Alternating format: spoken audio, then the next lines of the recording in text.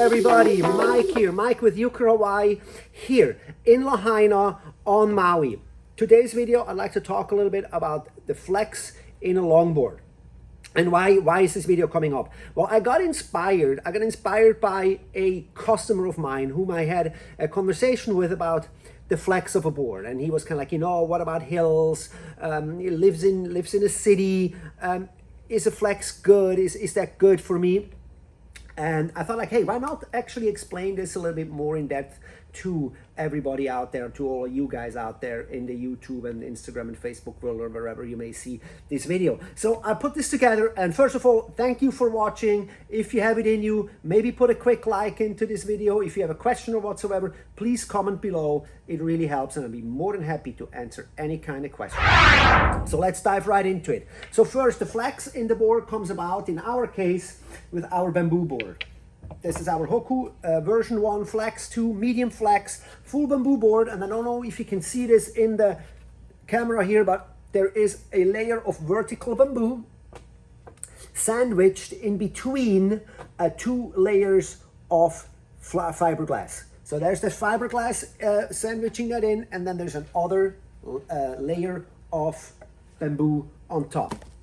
And this really gives this board like this lively flex, And now, of course, the question is, why? Why do I want to flex? What's the flex good for, you know? So the flex is really cool. And what I like about the flex is if you're in a flatland area, like a beach path or a flat city, and the hills are not too steep, you really can pump with your board. You can like push extra energy into your turns by weighing yourself, and I'm going to demonstrate that real quick. You're weighing yourself into the turn, and the board gives you, the board starts bending. So now I'm about 74 kilos, translating to about 165, 170 pounds. So the board starts bending, and you can see that nicely here in my little clip there. So the board starts bending nicely, and as you are fast and you're going into this turn, you're pushing down into the board, pushing forward, and as you come out of the turn, you unweigh yourself, of course, you come up on the turn, the board will spring back into its natural position and create that extra energy moving you forward. And then you do this, of course, very fast, back and forth and back and forth, and it will generate speed and will maintain the current speed that you have. So that is something that is really cool. What I like about the flex, that it gives you that lively, carvy, flexy feeling. Very cool. In contrary to, of course, we also have boards that are not flexy at all. And I'll show you this on the example here of our HAWAI'I, which is like full Canadian maple deck construction, also, of course, drop through. So why no flex? Well, the number one example that I want to give with this is, think about the downhill skaters. They're going 40, 50 miles an hour, so up to 80 kilometers an hour, or some of them even more. Do you want a board that is flexible? No, you want to have your board as stiff as a brick. No vibrations, nothing. Like their trucks, everything is super tight, because at this kind of speeds, guys, at this kind of speeds, the board needs to be extremely tight.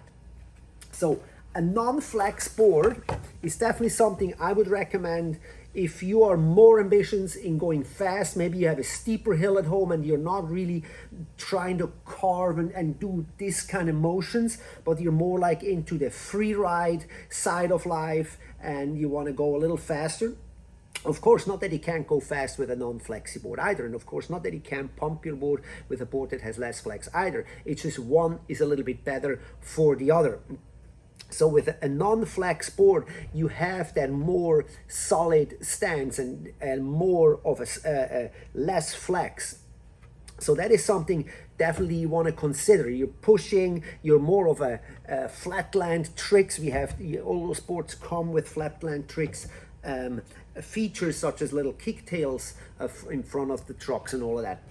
And one last tip that I want to give you guys, of course, is with a flexi board, the closer you put your feet together, the more weight you put in one spot and the more the board will flex. You can put your feet up here and space them out, and that board won't flex at all. You put them right next to each other in the middle, it flexes more. So of course, keep that in mind. Your foot placement is also extremely important. And of course, don't put your foot right here and do a turn, and then your shoe is gonna come into the wheel, and then you know what's gonna happen next. You're gonna go over the handlebars. So now, concluding, it really is a personal preference what you like for your board. Flex or no flex? Or do you want to learn how to pump? It's not easy, it takes practice. Do you want to learn how to pump and do that? Or you more like sliding? Not that you can't slide with this either, but I'm saying that what is it that you want? Do you prefer the stiffness of a board? Also depends a little bit on your weight, of course.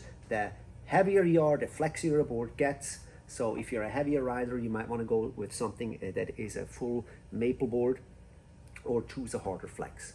So with that being said, thank you guys so much for being part of this video. If you have any questions, again, leave your comments below. We have a website here in Hawaii under HawaiiLongboards.com. You can order the boards. I'll ship them wherever you like. Let me know. Thank you and aloha.